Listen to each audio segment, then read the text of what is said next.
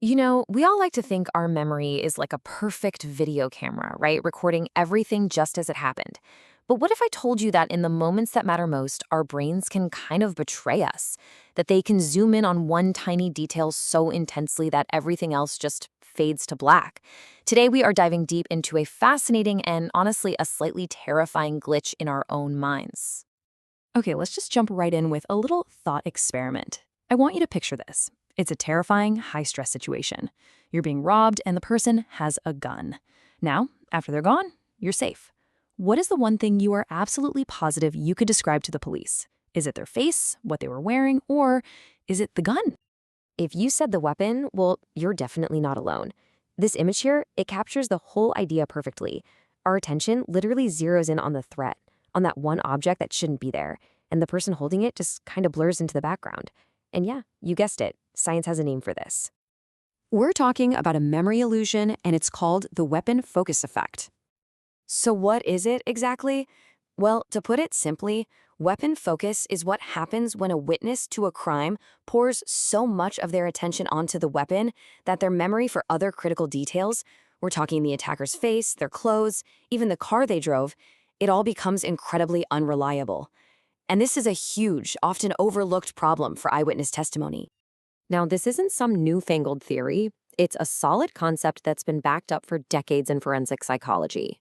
Researchers like the legendary Elizabeth Loftus, along with Johnson and Scott, ran these groundbreaking studies that showed again and again that when a weapon shows up on the scene, memory for everything else just tanks. So, the big question is why? Why does this happen? Well, the scientific community has pretty much landed on two main competing ideas. Is it all about pure primal fear, or is it something as simple as plain old weirdness? Okay, so on one side of the ring, you have the arousal or threat hypothesis. This idea says that when we're terrified, our brain just flips into survival mode. It narrows our focus like a laser beam onto the one thing that can hurt us. But then, in the other corner, you have the unusual item hypothesis. This one argues it's less about being scared and more about novelty. Our brains are just hardwired to notice things that are totally out of place. And there was this absolutely brilliant study way back in 1976 that decided to really put that first idea, the threat hypothesis, under the microscope. Here's the setup. They had people sit in a waiting room. For one group, they overheard a totally normal, calm conversation, and then a man walked out holding a pen.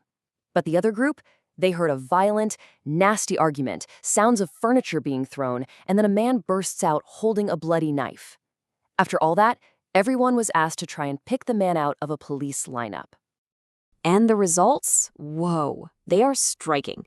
In the calm pen situation, almost half the people, 49%, could correctly identify the guy. But in the scary knife situation, that number plummeted to just 33%. The presence of that threatening weapon clearly, dramatically messed with their memory of the person holding it. So, case closed, right? It's all about fear. Well, not so fast. There's a whole lot of evidence that suggests the threat itself might not be the whole story. What if it really is just about seeing something incredibly bizarre? You are not going to believe this one. Take this actual, real-life case from Toronto.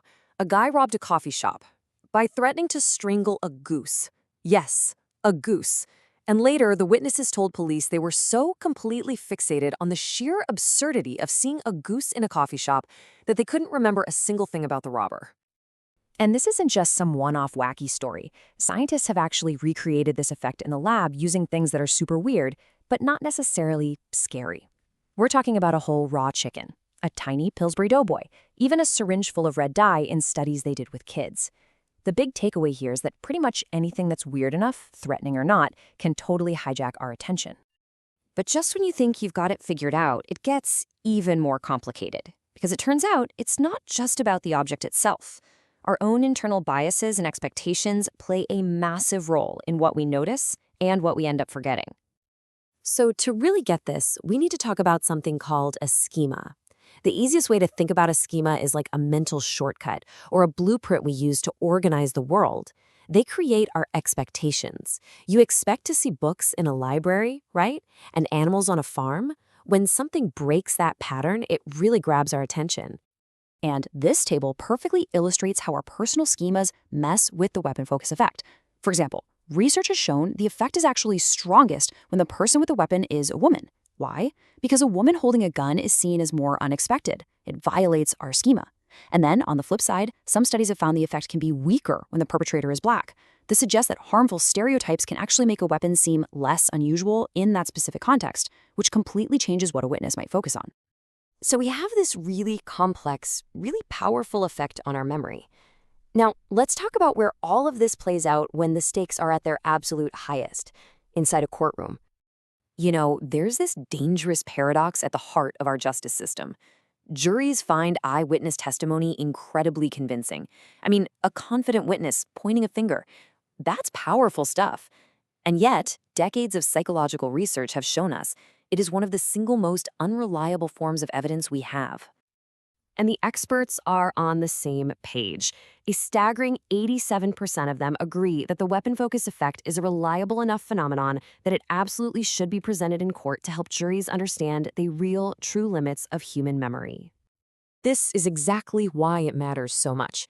In the actual case of Blasdell versus State, a woman who was robbed at gunpoint gave a flawless, meticulous description of the firearm used against her. But her description of the man who was holding it, super vague, totally imprecise. And yet her testimony was still the main reason for a conviction. So what's the fix? Well, most psychologists will tell you the solution is to let experts come into the courtroom and educate juries. But there's a big roadblock. A lot of judges just won't allow it. Their reasoning is often that this stuff is just common sense.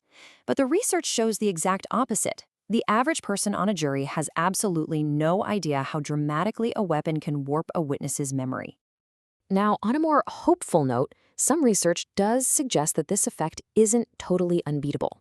There are studies that indicate with very specific training, people in high-risk jobs like bank tellers could actually learn to overcome weapon focus and give more accurate descriptions. But for now, that's still mostly a theory. And all of this brings us to one final, really big question. We rely so heavily on human memory to deliver justice, but we know for a fact that memory can be deeply, fundamentally flawed, especially in those moments that count the most.